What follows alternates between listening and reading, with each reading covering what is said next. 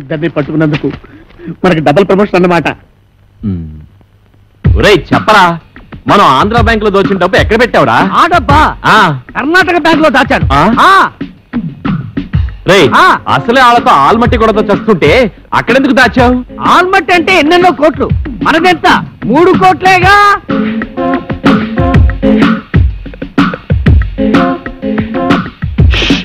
Amount leak చేయొద్దు. ఆ SI గారు విన్నారంటే ఆయనకు 1 కోటి దొబ్బెట్టాలి. ఈ రోజు నుంచి నేను ఎస్ఐ కాదు, ఎస్పీ భయంకర్, బ్రాకెట్ లో కోటీశ్వరుడు. మీకు ఇక్కడ మన్నా వెళ్ళండి వెళ్ళండి. ఏంట్రా ఆంధ్ర బ్యాంకు 3 కోట్లు, కర్ణాటక బ్యాంక్ కదా? అది మీకెలా వినబడిపోయింది? అక్కడికి మేము గట్టిగానే మాట్లాడుకున్నామే. ఇది ఆంధ్ర తమిళనాడు బోర్డర్ తడ బ్రెయిన్ రా. ఈ బ్రెయిన్ పేరు చేస్తే ఎవరికైనా తడతడా.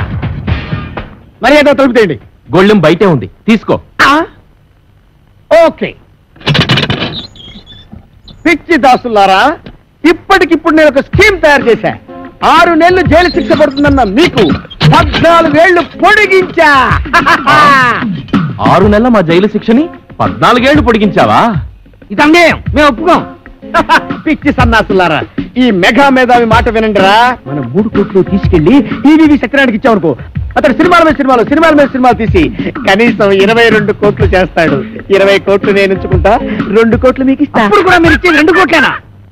పోనీ తీసుకొని అయితే నువ్వు ఆ పని మీద ఉండు, మేళ్ళొస్తాం. ఎక్కడికి వెళ్తారు? కోరిన పిచ్చి మెగా మేధావి, ఇప్పుడు నువ్వెక్కడున్నావో చూసుకోరా.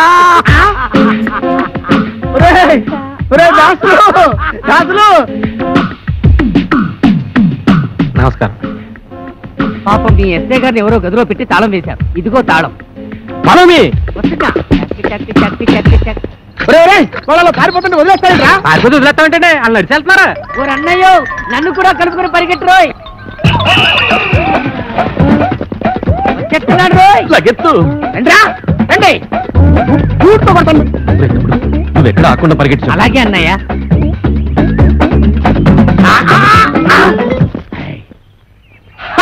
పట్టేశా, 3 కోట్లు కొట్టేశా. అబ్బా భలే పట్టేశాండి. కానీ ఆ 3 కోట్లు మీ చేతికి రావాలంటే ముందు ఆడిని అట్టుకోవాలి. వాడిని పట్టుకోవాలా? నేను వాడిని పట్టుకొచ్చేస్తాను. నువ్వు ఈ లోపు ఎక్కడికి వెళ్ళకుండా ఇక్కడే ఉండే. ఎక్కడికి వెళ్తానండి? నేను ఇక్కడే ఉంటాను. ముందు ఆడిని పట్టుకోండి. ఇదిగో నువ్వు పారిపోకూడదు సుమా. ఒట్టే ఒట్టు.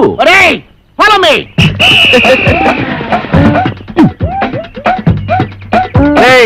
ఆగరే. నేను ఆగండి.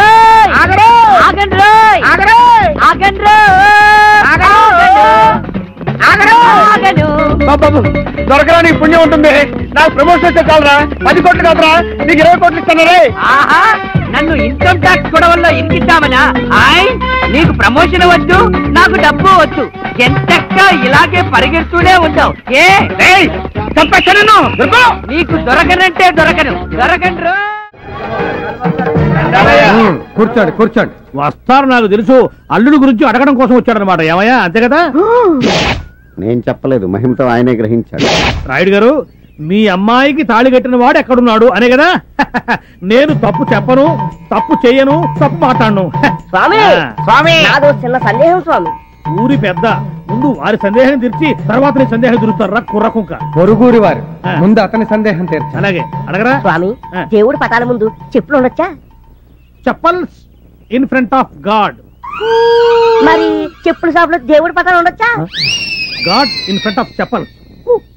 నాది ఇంకో చిన్న సందేహం స్వామి. అడుగు. ఆ సంచిలో ఏమున్నాయి స్వామి? ఈ సంచిలోనా? ఉద్గ్రంథాలు, తాళపత్ర గ్రంథాలు. ఆహా, ఒక్కసారి చూపించండి స్వామి, ఎప్పుడు చూడలేదు. ప్లీజ్. చూపిస్తాను రా. I will open your eyes. మహత్తరమైనటువంటి ఈ గ్రంథాన్ని మా గురువు గారు రోజు రాత్రిపూట పారాయణం చేసేది కానీ నిద్రపోయేవాడు. నేను మాత్రం ప్రతిరోజు కూడా ఈ గ్రంథాన్ని క్షుణ్ణంగా చదివి వీళ్లతో డిస్కస్ చేస్తారే గానీ ఏ రోజు నేను నిద్రపోను. మీకు కూడా నేను చెప్పేది ఏంటంటే, ప్రతిరోజు దీన్ని చదివి చిన్నవాళ్ళు, పెద్దవాళ్ళు, స్త్రీలు పురుషులు అందరూ కూడా చదివి కూలంకషంగా డిస్కస్ చేస్తే ఆచరిస్తే అదే మీకు భక్తి, అదే మీకు ముక్తి. అటువంటి ఈ ఉత్గ్రంథాన్ని పట్టుకుని ఈ మూర్ఖులు ఫోన్లేండి స్వామి, ఏదో పొరపాటు జరిగి ఉంటుంది. ఇందులో ఏమున్నాయి స్వామి? పవిత్ర గంగాజలం, ప్యూర్ గంగా వాటర్. ఆ గంగా జలాన్ని కొంచెం పొయ్యండి స్వామి. అవి తాగడానికి కాదురా కుంకాని, కేవలం చిలకరించడానికి మాత్రమే. తీసుకో, మళ్ళీ నీకు డౌట్స్ రాకుండా ఉంటాయి.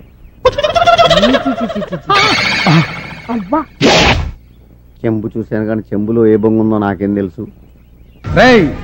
నిజమైన స్వామికి నేను గుండె తీసేస్తాను, నీలాంటి దొంగ స్వామికి గుండెలు తీసేస్తాను. తరవండి రావండి. హాయ్ నిమ్మి, ఏంటమ్మా పొద్దున్నే? చంటికి ఎలా ఉంది అంకుల్? చంటికా? ఆడికేమైంది? చంటి చంటి అలా లేపుతా లేకడమ్మా, నేను లేపుతానుగా. చంటి చంటి, నిమ్మి వచ్చింది లేకు.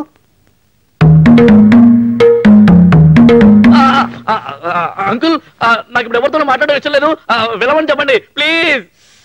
అసలు రాత్రి ఏం జరిగి? అబ్బా, రాత్రి లేదు, దయ్యలేదు, మ్యాటర్ రాత్రితో సెటిల్ అయిపోయింది కదా. బాస్ వెళ్ళండి ప్లీజ్. అలాగేలే, నువ్వు పడుకో. సరే గాని ఈవిడెవరు? మా హాస్టల్ మేట్, నిన్నే జాయిన్ అయింది. పేరు శశిరేఖ. అండ్ మిస్టర్ శివాజీ యాడేజీస్ లో పనిచేస్తున్నారు. నమస్తే. నమస్తే అమ్మా. అంకుల్, ఇప్పుడు డీటెయిల్స్ అన్ని అవసరమా? అది కాదు చంటి, నేను చెప్పేది అర్థం చేసుకోవడానికి నేను ప్రయత్నించు. చెప్పేది కూడా అదే. రాత్రి జరిగిందేదో జరిగింది కదా, ఇంకా ఏమైనా బ్యాలెన్స్ ఉంటే మన ఇద్దరం పర్సనల్ గా మాట్లాడుకుందాం. ఊరందరికీ తెలియాలా? అమ్మని నిలబెడతాను, వెళ్ళండి. రాత్రి చదువుదాను. ఏంట్రా చంటి, నిమ్మి వచ్చిందా? హాయ్. హాయ్ రవి, నేను శశిరేఖ, నిన్నే మా హాస్టల్ జాయిన్ అయింది. And this is Ravi. Hello. నమస్తే. ఏంటి ఇంత పొద్దున వచ్చారు? నేను అదే అడుగుతాను, వీళ్ళు చెప్తుంటే వీడు చెప్పనట్లేదు. నిజంగా ఆయన ఎవరో నాకు తెలియదండి. ఇదిగో మీకు మాట్లాడుతాను చెప్పానా? ప్రామిస్ గా చెప్తున్నా, ఆయన ఎవరో నిజంగా నాకు తెలియదు. బాబోయ్, మీకు చెప్తే అర్థం కావట్లేదు. మీరు చెప్పండి. అది కాదు, ఇప్పుడు అవన్నీ ఎందుకు? మీరు చెప్పండి.